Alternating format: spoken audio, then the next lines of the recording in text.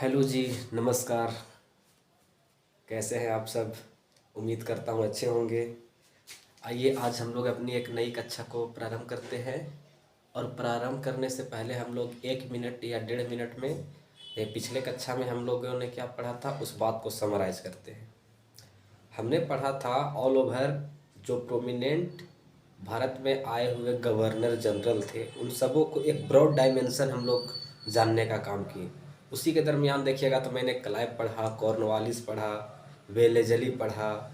फिर देखिएगा तो आगे आपको आएगा कि लॉर्ड हेस्टिंग्स पढ़ा, लॉर्ड डलहौजी पढ़ा और लॉर्ड विलियम बेंटिंग पढ़ा। इस तरह से सारे गवर्नर जनरल के बारे में हम एक ब्रॉड डायमेंशन लिए। सिर्फ और सिर्फ वहाँ हम लोग ये जानने का प्रयास किए कि किस गवर्नर जनरल के काल में कौन सी प्रोमिनेंट कार्य हुआ है। बस हम लोगों ने वही जाना था। मोटा मोटी आपको मैं एक ज्ञान देने का प्रयास किया। लेकिन अब जो हम लोग जानेंगे उन सभी गवर्नर जनरलों के बारे में जहाँ से प्रश्न आते हैं, बेसिक तौर पर लॉर्ड विलियम बेंटिंग और लॉर्ड डलहौजी। यहाँ से पीटी में भी और मेंस में भी प्रश्न आते रहते हैं और अक्सर आने की संभावनाएं रहती है। तो उसी के नज़र देखते हुए आज की क्लास में हम बात करेंगे Lord William Bentinck. Lord William Bentinck एक गवर्नर जनरल है जो भारत में आता है। भारत में आने वाला ये first governor general of India है। ये भारत का पहला गवर्नर जनरल है Lord William Bentinck. Lord William Bentinck का कार्यकाल है 1828 से 1834 या 32। तो इस तरह से है। अब यदि लॉर्ड विलियम बेंटिंग का पूरा अगर हम लोग व्याख्यान देखें, इसकी भारत में क्या कार्य किया है उस कार्य को देखें, तो उसके तहत इस तरह से आप डायमंड डिवाइड करके देख सकते हैं। पहला विलय, विलय का नीति यानी विलय का नीति नहीं किया। आपको कल की क्लास में हमने बताया था कि लॉर्ड विलियम बेंटिंग ने दो ऐसे प्रोमिनेंट क्षेत्र था, जयंतिया और बघाट, उसका विलय किया था। लेकिन उसे विलय के अंतर्गत हम नहीं जानते हैं क्योंकि कुशल पूर्वक और शांतिकालीन स्थिति में ही उसे अपने राज्य में मिलाया। तो विलय नहीं हम कह सकते हैं, इसलिए ज़्यादा हम उस बात पर बल नहीं देंगे। इसलिए यहाँ पे यह बात हम लोग तर्क देंगे कि ये विलय नहीं किया। विलय नहीं किया तो क्या किया? ये शांतिकालीन विजेता था, यानी भारतीय शासकों से दोस्ती किया और दोस्ती करके शांति रूप से उसके क्षेत्र को अपने साम्राज्य में मिलाने में ये सफल रहे। उसी के दरमियान देखिएगा तो आगे कुछ ये सुधार भी किया। यह एक सुधारक था। सुधारक के तहत देखिएगा तो क्या सुधार किया? शिक्षा में सुधार किया, समाज सुधार किया, अर्थव्यवस्था में सुधार किया, एडमिनिस्ट्रेशन में सुधार किया, प्रशासन में इसको कहते हैं। तो इस तरह से चार इसके सुधार हैं जो प्रोमिनेंट हैं। एग्जाम के दृष्टि से हमेशा तात्पर्य होता है आने को कि कभी भी ऐसे प्रश्न हैं आपको पूछ लिया जाएगा। और अगला जो सुधार है ये भारत को आधुनिकीकरण बनाने में काफ़ी हद तक सक्षम रहा। ऐसा यूरोपियन जो हिस्टोरिकल है लोग हैं, जो हिस्टोरियन है, उन लोगों का यह तर्क है कि ये एक आधुनिकीकरण करने का एक बहुत बड़ा एक शासक था जो अपने आप में महत्वाकांक्षी था। उसी के तहत आगे देखिएगा तो ये ऐसा गवर्नर जनरल था जो उपयोगितावादी था। उपयोगितावादी हमने आपको क्या बताया था कि यह एक इंग्लैंड के स्तर पर उत्पन्न हुई विचारधारा था।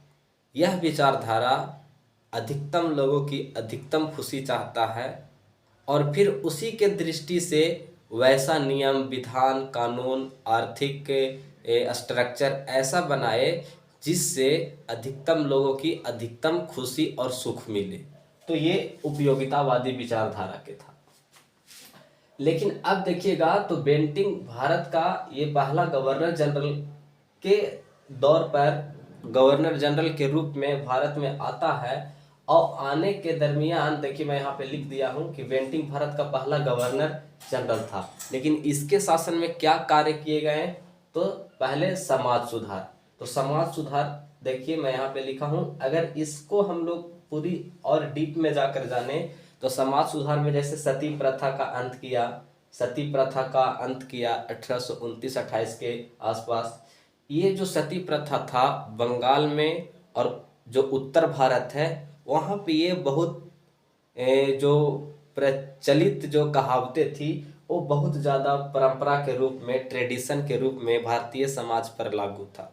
जब बेंटिंग आता है तो बेंटिंग यह तर्क देता है कि हम सुधार करना चाहते हैं समाज में, लेकिन उस समय के समाज का कंडीशन का भी बेंटिंग का बहुत ज़्यादा ज्ञान नहीं था।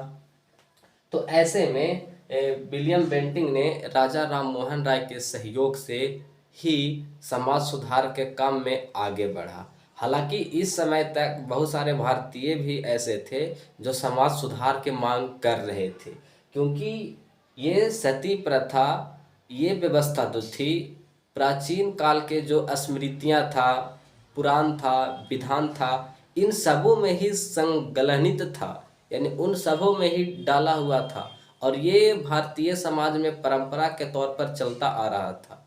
अगर पति का मृत्यु हो जाता है और अगर पत्नी उसी चिता पर जल जाती है तो ऐसा कहा जाता था कि पति के साथ साथ पत्नी भी जाएगी, यानी दोनों एक साथ रहेगी, जीवन अंबर हो जाएगा। इस तरह से कहावतें था भारतीय समाज में। फिर आगे देखिए, कन्या शिशु हत्या, वो जो स्त्री जन्म लेती थी उसको हत्या कर दिया जाता था, तो इस पर कानून बना। नर बलि प्रतिबंध, नर बलि का भी जो प्रतिबंध है वो व्यवस्था आया। फिर ठगी प्रथा पर रोक लगाया। मध्य भारत में देखिएगा तो बहुत सारे वैसे लोग रहते थे जो लोगों को ठग लेते थे, लूट लेते थे, पूरी की पूरी बारात जा रही उसको लूट लेते थे। तो ऐसे में कहीं ना कहीं ये जो प्रथा था ये बहुत ही खतरनाक प्रथा था, लेकिन इसको अंत किया गया। फिर उसी के तहत देखिएगा कि यदि लॉर्ड विलियम बेंटिंग ये सारी कार्यों को निर्वहन कर रहा है, ये सोशल रिफॉर्म में रुचि ले रहा है, तो इसका पीछे इसकी क्या दृष्टिकोण है, इसकी कोई दृष्टिकोण भी होगा, कोई सोच होगा, इस पर उम्मीदें होंगी। तो उसी के तहत देखिएगा कि बेंटिंग क्यों कर रहा था ये सारा रिफॉर्म। तो पहला तो वो तर्क देता है कि हम इंडियन सोसाइटी को मॉडर्न बनाना चाहते हैं। लेकिन यहाँ पे एक प्रश्न ये उठता है कि यदि आपको इंडियन सोसाइटी को मॉडर्न बनाना था तो 1828 में 29 में क्यों शुरुआत की, इसके पहले आप कहाँ सो रहे थे। तो कहीं ना कहीं ये जो मॉडर्न बनाने का कॉन्सेप्ट है विलियम बेंटिंग का, वो कॉन्सेप्ट है कि भारतीय लोग विदेशी लाइफ स्टाइल में, विदेशी जीवन में, अंग्रेजी जीवन में जीने लगेंगे तो हमारे लिए एक उपभोक्ताएं यानी कंज्यूमर मिलेगा, और जब कंज्यूमर मिलेगा तो हमारी जितनी भी वस्तुएं हैं यूरोप से तेजी गति से आएगी और बाजार में बिकेगा, क्योंकि इसका कंज्यूमर है यहाँ। तो इस तरह से वो इंडियन सोसाइटी को मॉडर्न बनाने का कॉन्सेप्ट देते हैं। आगे देखिए, गवर्नमेंट की छवि को भी सुधारना चाहते थे। अब इसके तहत सोशल रिफॉर्म के तहत बेंटिंग ये भी काम कर रहा है कि इसी के माध्यम से जो ब्रिटिश गवर्नमेंट है उसकी छवि को, उसकी कैरेक्टर को सुधार किया जाएगा, ताकि ये तर्क दे आगे चल के कि देखिए हमारा समाज कितना प्रगतिशील है, मानवतावादी है, जो कि हम भारत में चले आ रहे प्राचीन कालों से, हजारों सालों से जो बुराइयां हैं उसको अंत कर रही है। हमारा समाज बहुत ही अच्छा है, हमारा गवर्नमेंट बहुत अच्छी है। तो ये गवर्नमेंट की जो छवि है उस छवि को सुधार रहा है, ताकि ऑल ओवर वर्ल्ड में ये एक मैसेज जाए कि ब्रिटिश एक बहुत अच्छा रूलर है, एक बहुत अच्छा शासक है। तो दूसरा, लेकिन थर्ड देखिएगा तो कुछ भारतीय भी जो थे उस समय सुधार का मांग कर रहे थे। आपको नहीं दिख रहा होगा लेकिन मैं बोल रहा हूँ, थर्ड जो पॉइंट है वो ये कह रहा है कि कुछ भारतीय भी थे जो उस समय के काल के दौरान इन सब जो बुराइयां था, सती प्रथा, विधवा आदि, इन सब पर प्रश्न उठा रहे थे और इसमें सुधार का मांग बढ़ चढ़कर कर रहे थे। उसी में विशेष तौर पर देखिएगा तो राजा राम मोहन राय आते हैं और फिर ये ऐसा बेंटिंग से कहते हैं कि आप इस प्रथा को कानून बनाकर रद्द कीजिए, हम आपके साथ हैं। हालांकि विलियम बेंटिंग का इस बात का भी ज्ञान था कि अगर हम अचानक भारतीय दैनिक जीवन में, भारतीय संस्कृति में, भारतीय परंपरा में अगर छेड़छाड़ करते हैं तो कहीं ना कहीं हमारे प्रति जो साम्राज्य निर्माण की भावना है हमारा, वो टिक नहीं पाएगा, लोग विद्रोह कर देंगे। लेकिन भारतीयों के सहयोग से ही जब रिफॉर्म हो रहा है तो कहीं ना कहीं भारतीय जो समाज है वो इस बात को भी समझ रहे हैं कि ये जो बुराइयां हैं ये सच में अमानवीय है। तो इसमें कौन आते हैं आगे सामने? राजा राममोहन राय विशेष तौर पर आते हैं। अब देखिए, ए पॉइंट मैंने क्या जाना? समाज सुधार। ये 4 गो पॉइंट मैंने बनाया, उसी के तहत हमने ए पॉइंट कौन जाना? समाज सुधार। समाज सुधार के तहत हमने सारी बातें कर दी। इस सब बात को आप मेंस में इंक्लूड कर सकते हैं। अब शिक्षा में सुधार, शिक्षा के लेकर बेंटिंक का क्या उद्देश्य था? तो शिक्षा के सुधार का एक अगर बैकग्राउंड जाने तो वो बैकग्राउंड ये था कि ब्रिटिश गवर्नमेंट यह तय किया था कि हम प्रति वर्ष भारतीयों के शिक्षा में 1 लाख रुपया खर्च करेंगे।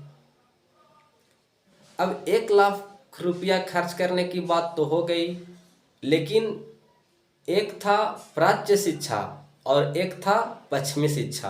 प्राच्य शिक्षा का मतलब जो प्राचीन भारतीय रूढ़ी संस्कृति के तहत जो चली आ रही थी शिक्षा, वो शिक्षा। और दूसरी शिक्षा की पश्चिमीकरण में जो उद्भव हुई है इंग्लिश शिक्षा की, वो शिक्षा। कौन शिक्षा दिया जाए, इन दोनों के लेकर लोगों में मतभेद चल रहा था। ये 1823 से ही ये नियम लागू हुआ और ये धीरे धीरे आगे 1835 में।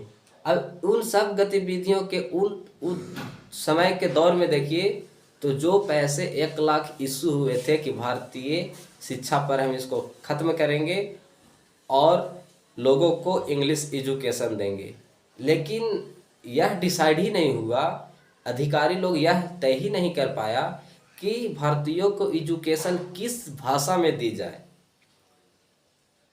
किस लैंग्वेज में दी जाए। तो उसी के दौरान इस विचार पर मतभेद था। लेकिन बेंटिंक के काल में एक मैकाले व्यक्ति था, मैकाले को ही बेंटिंक एक समिति का अध्यक्ष बनाया और मैकाले से ही कहा कि आप बताओ कि भारतीयों को शिक्षा किस रूप में दिया जाए, किस लैंग्वेज में दिया जाए, प्राच्य भाषा में या आंग्ल भाषा में। तो ऐसे में मैकाले की अनुशंसा पर ही 1835 में यह नियम बन गया कि भारतीयों को जो एजुकेशन है वो पश्चिमी शिक्षा पश्चिमी भाषा में दिया जाएगा, यानी पश्चिम के भाषा में ही दिया जाएगा।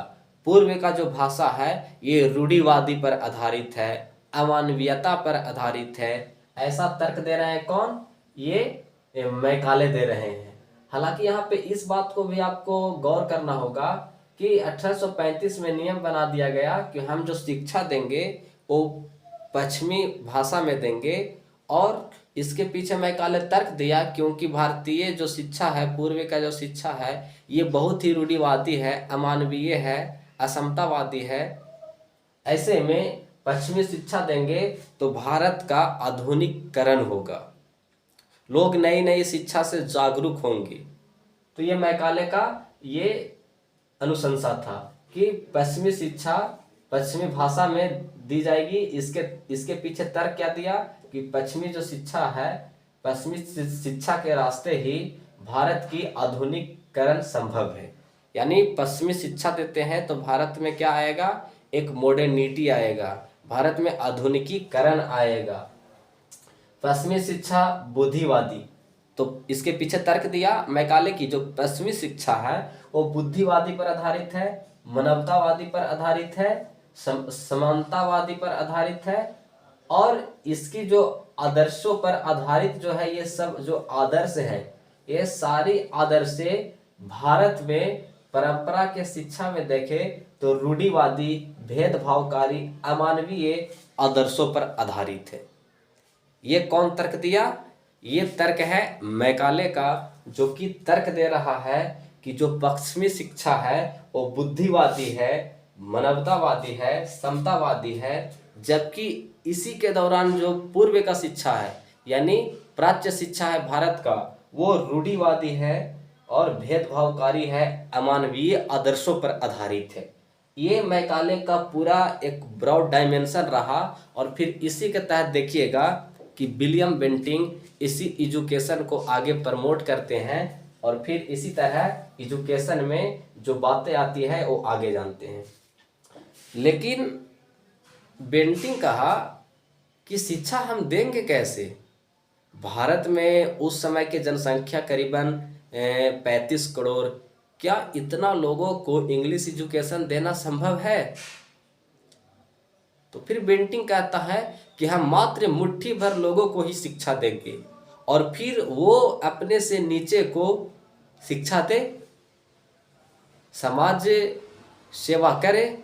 ऐसा कौन बोल रहे हैं? बेंटिंग बोल रहे हैं कि हम मुट्ठी भर भारतीयों को ही अंग्रेजी शिक्षा से अवगत कराएंगे और उसकी जिम्मेवारी है कि फिर अपने भारतीय भाइयों को अपने समाज के बीच जा जाकर अंग्रेजी शिक्षा का प्रसार करे। इसी को कहते हैं अधोमुखी निस्यंदन। अधोमुखी निस्यंदन मतलब आधे लोगों को, हम कुछ ही लोगों को, मुट्ठी भर लोगों को ये शिक्षा देंगे और फिर वो क्या करेगा कि अपने से जो नीचे के लोग हैं अपने समाज में जा जाकर इस बातों से अवगत कराएंगे कि इंग्लिश एजुकेशन बहुत अच्छा है। तो इसी को कहते हैं अधोमुखी निस्यंदन, downward filtration. Downward filtration, down मतलब क्या? नीचे की ओर, नीचे की ओर। डाउनवर्ड फिल्ट्रेशन यानी फिल्टर हो कर धीरे धीरे छन छन कर नीचे आए।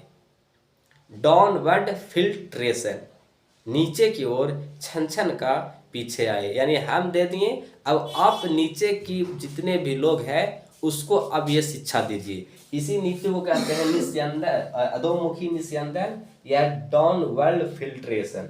इस चीज को समझिए। इसी के तहत देखिएगा तो गवर्नमेंट ने आम जनता को शिक्षित नहीं कर पाया। अब देखिए ये अधोमुखी निस्यंदन यानी मुट्ठी भर लोगों को शिक्षा दे रहा है और एक पीछे तर्क ये दे रहा है कि हम उपयोगितावादी हैं, हम अधिकतम लोगों की अधिकतम खुशी देखते हैं। तो मुट्ठी भर आप लोगों को शिक्षा दे रहे हैं इंग्लिश एजुकेशन और आप कह रहे हैं कि हम आम जनता को शिक्षित नहीं करेंगे। तो जब आप आम जनता को शिक्षित नहीं करेंगे तो फिर ये तर्क आपको कैसे सही होगा कि आप अधिकतम लोगों की अधिकतम खुशी चाहते हैं? तो इस चीज को हम लोग समझेंगे। यहां तक हम लोगों ने देख लिया कि बेंटिंग का क्या ओपिनियन था शिक्षा को लेकर। अब जो शिक्षा नीति था उस शिक्षा नीति के पीछे बेंटिंग का क्या उद्देश्य था? बेंटिंग इस शिक्षा नीति के माध्यम से भारत से वो क्या उम्मीदें जता रहे थे, तो उसी के तहत देखिएगा कि क्या उद्देश्य था को लेकर अंग्रेजी इतिहासकार ओपिनियन देते हैं कि हालांकि बेंटिंग जो था उपयोगितावादी था, आधुनिकीकरण को लेकर ये भारत में आया था, तो ऐसे में वो भारतीयों को शिक्षित बनाकर भारत को आधुनिक के राह पर लाना चाहता है, क्योंकि हम यूरोपियन विश्व में बहुत डेवलप हैं, बहुत सभ्य हैं। तो ऐसे में हमारी कंधा पर जिम्मेवारी है कि हम भारतीयों को अपने साथ लेकर चलें। लेकिन यदि वास्तव उद्देश्य अगर देखें कि बेंटिंग का वास्तविक उद्देश्य क्या था, तो उसके तहत आपको पता चलेगा कि भारत में ये इंग्लिश एजुकेशन देकर यहाँ से सस्ता कलर के मिल जाए, इसका एक उद्देश्य था। अगर मान लिया जाए हम इंग्लिश पढ़े लिखे हैं, अंग्रेज़ों के लैंग्वेज में कन्वर्सेशन कर लेते हैं, बातें कर लेते हैं, तो वो हमें यूज कर सकता है। पहले तो वो हमें इंग्लिश सिखाया, इंग्लिश सिखाकर फिर हम भारतीय हैं, मुझे वो जॉब देगा। क्योंकि उस समय की कंडीशन देखिए तो भारतीय लोग आसानी से अंग्रेज़ों के जॉब को एक्सेप्ट कर लेते थे, क्योंकि राष्ट्रवाद की भावना ज़्यादातर लोगों में नहीं थी। हालांकि राजा राम मोहन राय, दयानंद सरस्वती आदि ऐसे लोग थे, ईश्वर चंद्र विद्यासागर, जिसमें ये भावना आई। लेकिन बहुत ऐसे जो लोग थे जो नेशनलिज्म से अवेयरनेस नहीं थे।